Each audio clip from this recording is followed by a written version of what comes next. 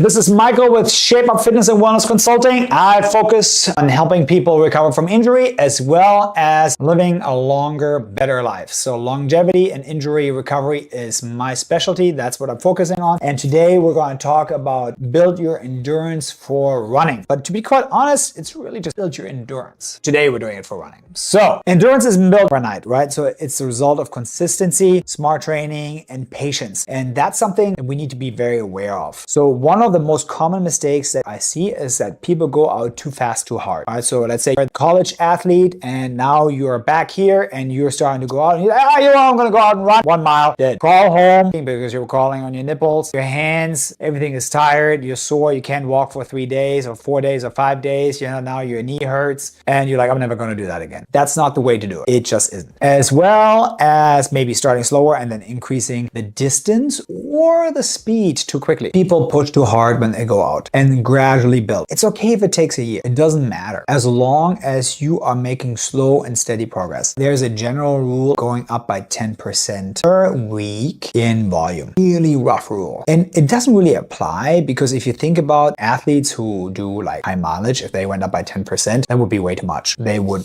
really burn out and get hurt pretty quickly. So the key thing is go up gradually, listen to your body. If you're, let's say you're running on Monday and you're here out on Wednesday and tweaky and it's not feeling quite good and the legs are kind of sore, go on the elliptical, go to the gym, hop on the bicycle, do that on Friday or the day after and go do your run. You got to be a little bit flexible. And the same is like over a long period of time, you need to have recovery built into your running. So most runners do something like 3 weeks of increasing mileage and 1 week of recovery. 3 weeks of increasing mileage and then 1 deload week in order to manage the fatigue ratio that you're accumulating and also allow your body to get a new stimulus of feeling good and now you're performing better afterwards. So that's the way you want to approach it. So the key thing is building a solid base of slow and steady runs. The slow and steady runs, that's zone 2. So a good example for that would be you are actually able to talk while you're running. It might be a little bit strained, but you're able to have a conversation. I always tell people you should be able to say like an 11-word sentence. Could be 10. You get the drift. It's just a matter of being able to communicate. If you're like,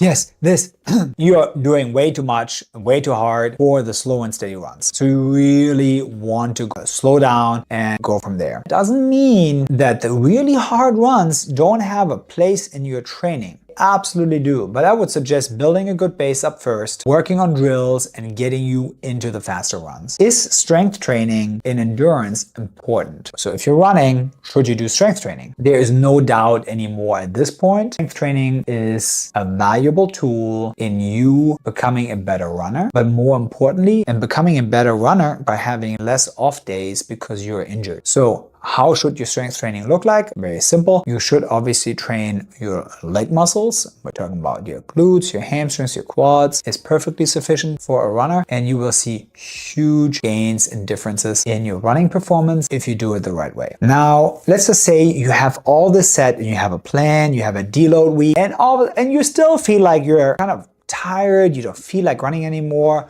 you feel like you're burned out. So if you're burned out, we don't want that. So the best thing that you can do right then and there is take 2 days, even take 3 days. And if you still don't feel like you want to do anything, the aches are still there because you hadn't listened to your body, then you might have to take a longer break. Because a true burnout, if somebody gets truly burned out, they usually don't get back to the level that they used to be at beforehand. So it's really worth like listening to your body and it's like say, hey, how am I feeling? Can I do this or should I not? That's not to be mistaken with being lazy. Hey, I'm gonna tell you this, like 60% of the time, I don't really feel like working out, maybe even 70. Always remember that you don't get faster while you're training and you get faster in the recovery period leading up to your next run. It's the same for strength. You don't get stronger in your training. Your training is a stimulus to make you stronger in your recovery. So recovery is crucial. So if you want to run further, longer, faster, you gotta be smart. You gotta have a sustainable progress and smart goals, and you gotta start where you are at and not where you want to be, and then slowly build from there. Until next time.